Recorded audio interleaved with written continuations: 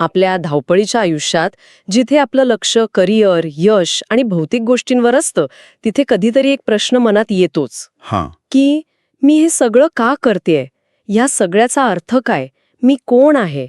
पण अनेकदा आपण हा प्रश्न बाजूला सारतो. बाजूला सारतो की त्या प्रश्नांना आपण घाबरतो म्हणून पळ काढतो. हा, बरोबर. कदाचित दोन्हीही.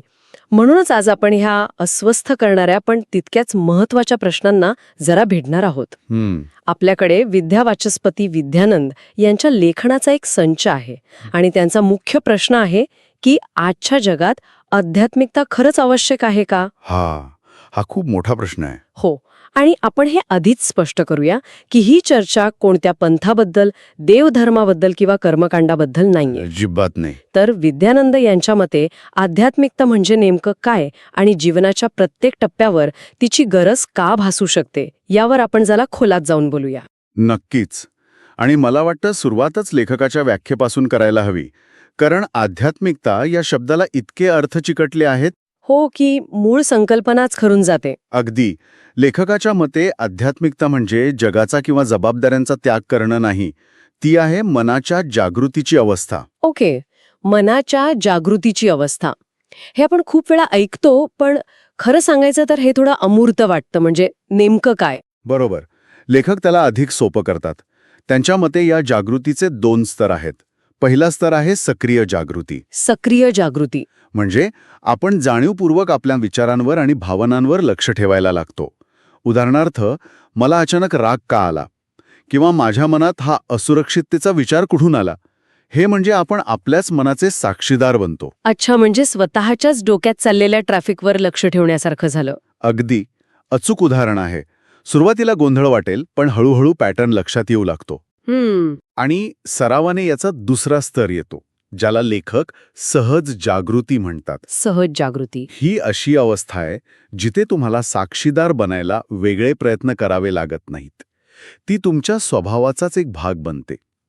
एखादा चुकीचा विचार किंवा भावना मनात आली की ती तुम्हाला चिकटून राहत नाही. ती येते आणि जाते, जसं आभाळात ढग येतात आणि जातात तसं.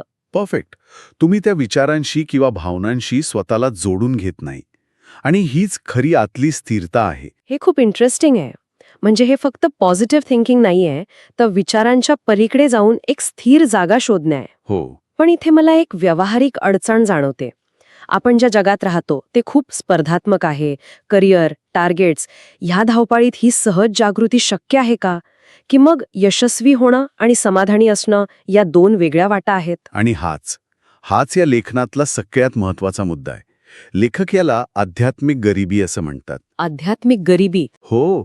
ते म्हणतात की आजचा माणूस भौतिकदृष्ट्या इतिहासातला सगळ्यात श्रीमंत माणूस आहे, पण तो कदाचित आध्यात्मिकदृष्ट्या सगळ्यात गरीब आहे. आपल्याकडे सगळ्या सुविधा आहेत, पण समाधान नाही. आध्यात्मिक गरिबी हा शब्दप्रयोगच खूप प्रभावी आहे. म्हणजे बँक बॅलन्स कितीही असला तरी आतून कंगाल असण्याची भावना. बरोबर. लेखक सुविधा आणि समाधान यातला फरक स्पष्ट करतात. भौतिक प्रगती आपल्याला उत्तम घर, गाडी, सुखसोयी देऊ शकते. या सगळ्या सुविधा आहेत, ज्या आपलं जीवन आरामदायक बनवतात. हो. पण समाधान ही एक पूर्णपणे आतली गोष्ट आहे. त्याचा बाहेरच्या गोष्टींशी थेट संबंध नाही.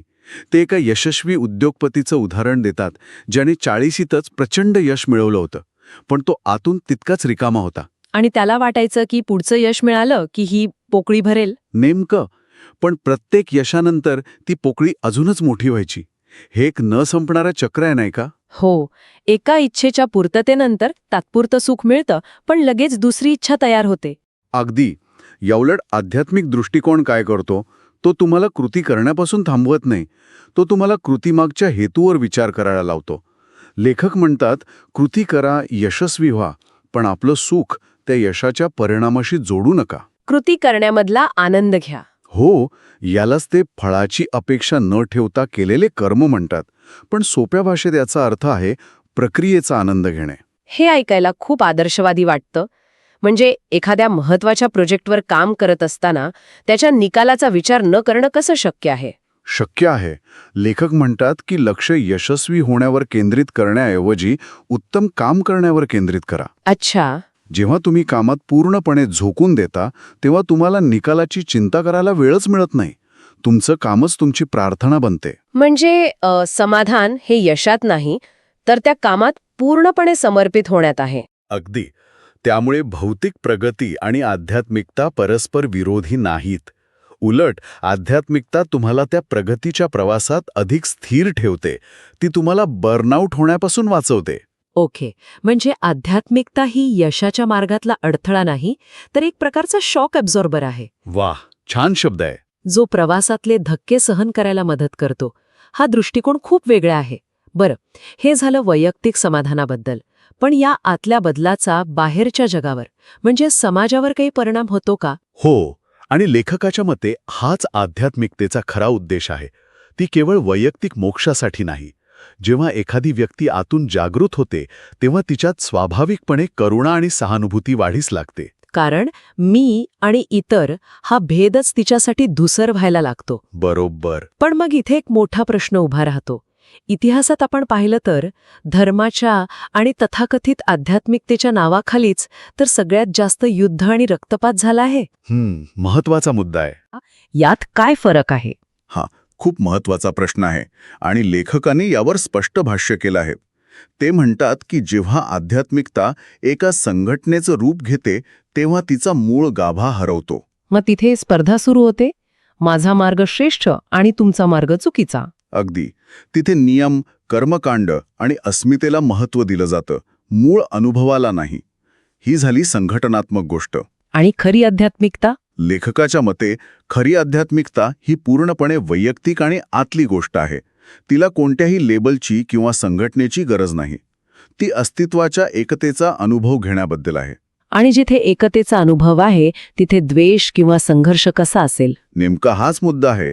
त्यामुळे जेव्हा एखादी व्यक्ती म्हणते की मी आध्यात्मिक आहे म्हणून मी श्रेष्ठ आहे, तेव्हाच तिने आध्यात्मिकतेचा मूळ अर्थ गमावलेला असतो. खरी आध्यात्मिकता नम्रता शिकवते, अहंकार नाही. म्हणजे जेव्हा आध्यात्मिकता आपण विरुद्ध ते असं रूप घेते तेव्हा ती धोकादायक बनते. हो, आणि जेव्हा ती आपण सर्व एक आहोत हा अनुभव देते तेव्हा ती समाजासाठी विधायक ठरते. बरोबर. आणि हा बदल कायद्याच्या भीतीने किंवा सामाजिक दबावाने येत नाही, तो आतून येतो. अगदी. चोरी करणं चुकीचं आहे कारण शिक्षा होईल या विचारापलीकडे जाऊन कुणाचं काही हिसकावून घेणं मुळातच योग्य नाही, ही जाणीव जेव्हा आतून येते तेव्हा खरा नैतिक समाज घडतो. या सगळ्या चर्चेतून एक गोष्ट माझ्या मनात येतेय, जो एक खूप मोठा गैरसमज आहे. कोणता? तो म्हणजे हे सगळं ज्ञान, ही स्थिरता, हे सगळं म्हातारपणी करायचं असतं. हो, हा तर खूपच मोठा गैरसमज आहे. तरुणांनी करिअरवर लक्ष द्यायचं आणि रिटायर्ड लोकांनी देवदेव करायचं. यावर काही विचार आहे का लेखनात? आहे. आणि लेखकाने हा गैरसमज खूप सुंदरपणे खोडून काढला आहे. ते म्हणतात की आध्यात्मिकता ही रिटायरमेंट प्लॅन नाही तर लाईफ प्लॅन आहे. Life plan. लोक विहीर तेव्हा खोदायला घेतात जेव्हा त्यांना तहान लागलेली असते, पण विहीर आधीच खोदून ठेवली तर तहान लागल्यावर पाणी तयार मिळतं. वाह, हे उदाहरण खूपच छान आहे. पण मग प्रत्येक टप्प्यावरती नेमकी कशी मदत करते? म्हणजे तरुणपणात जिथे ऊर्जा आणि महत्वाकांक्षा ओसंडून वाहत असते तिथे आध्यात्मिकता निर्णय क्षमतेला एक प्रकारची स्पष्टता देते. या वयात अनेकदा निर्णय भावनेच्या भरात किंवा मित्रांच्या दबावाखाली घेतले जातात. करिअर निवडताना कोणता मार्ग जास्त पैसे देईल याचा विचार होतो, पण कोणता मार्ग मला आतून आनंद देईल याचा विचार होत नाही. आणि आध्यात्मिकता तुम्हाला तुमच्या आतल्या आवाजाशी जोडते. बरोबर. त्यामुळे तुम्ही असे निर्णय घेता ज्याचा तुम्हाला नंतर पश्चाताप होत नाही. आणि प्रौढत्वात जिथे जबाबदाऱ्यांचं ओझं अक्षरशः माणसाला वाकवून टाकतं, तिथे ती जबाबदाऱ्यांच्या ओझ्याखाली दबून न जाता त्या सहजपणे पार पाडण्यासाठीचं स्थैर्य देते. कामाच्या ठिकाणी असलेलं राजकारण, नात्यांमधले ताणतणाव, आर्थिक चिंता, ह्या सगळ्याचा सामना करण्यासाठी लागणारी मानसिक ताकद ती देते. हो, ती तुम्हाला रिॲक्ट करण्याऐवजी रिस्पॉन्ड करायला शिकवते. आणि वार्धक्यात जेव्हा बहुतेक जबाबदाऱ्या संपलेल्या असतात तिथे ती खरी अंतःशांती प्रदान करते. जेव्हा तुमची ओळख असलेलं तुमचं करिअर, तुमची पदवी या गोष्टी मागे पडतात तेव्हा मी कोण आहे हा प्रश्न अधिक तीव्रतेने समोर येतो. आणि ज्यांनी आधीपासूनच या आतल्या प्रवासाची तयारी केली आहे त्यांना वार्धक्य हे एक ओझं वाटत नाही. उलट ते जीवनाचा उत्सव साजरा करण्याची एक संधी वाटते.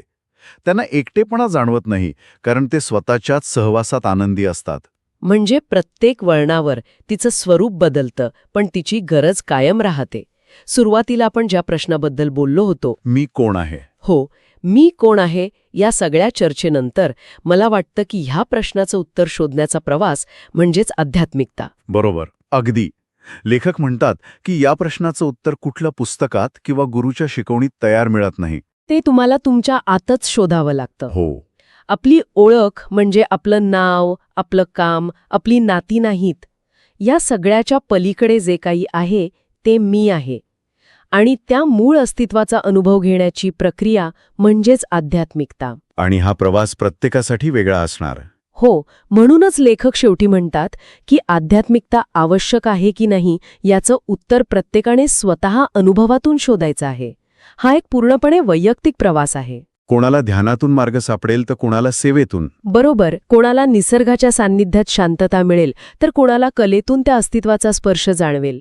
मार्ग अनेक आहेत, पण ध्येय एकच आहे, स्वतःला शोधणं. म्हणजे हा शोध स्वतःपुरता असला तरी तो स्वार्थी नाही. नाही, अजिबात नाही.